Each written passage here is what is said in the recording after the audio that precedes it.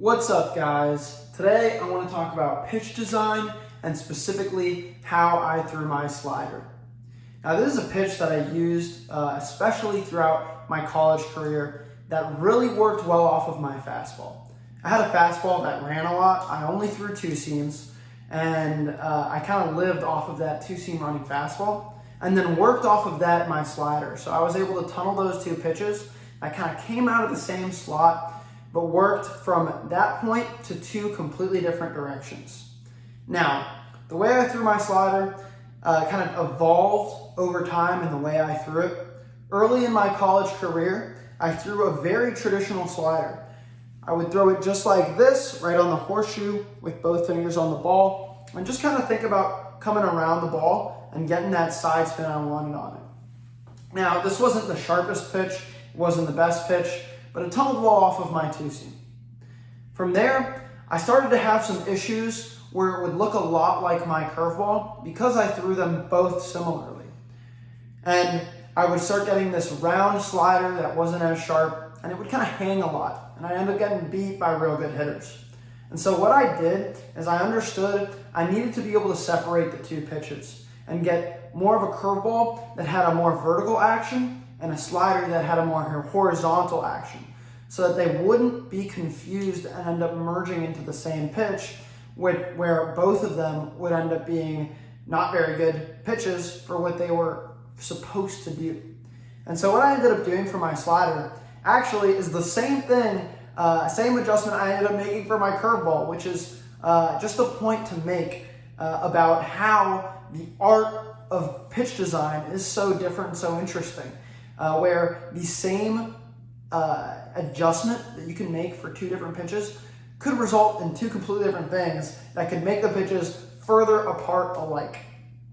And so for my slider, I ended up spiking the ball just like I ended up starting to spike my curveball, but for two separate reasons. My curveball, I began to spike to get more vertical action.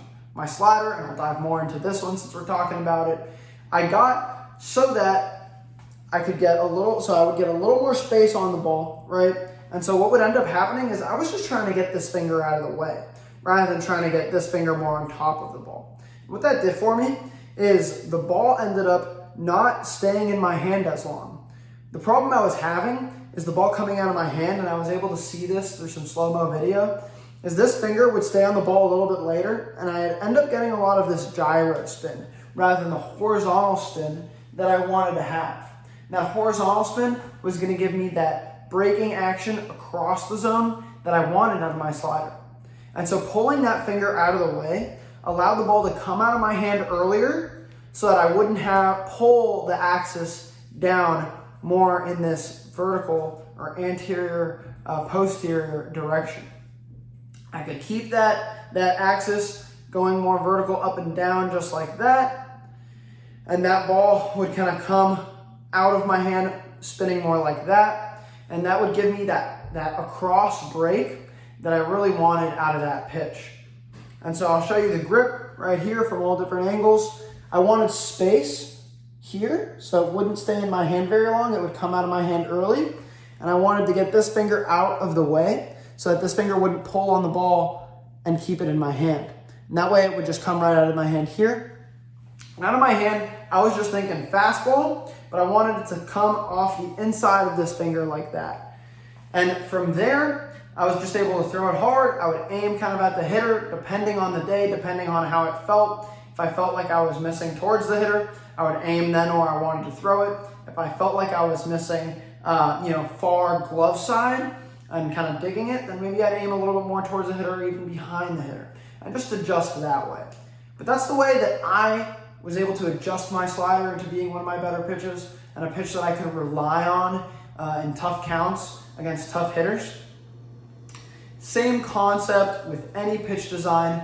There's the science aspect of pitch design, understanding spin rate, spin axis, spin efficiency, but then there's also this art part of pitch design and figuring out what works for you as an individual and how that's going to work with your mechanics, your arm slot, the way you feel, the way that you feel the ball in your hand, what's comfortable, and the cues that work for you to be able to throw that pitch with confidence and consistency.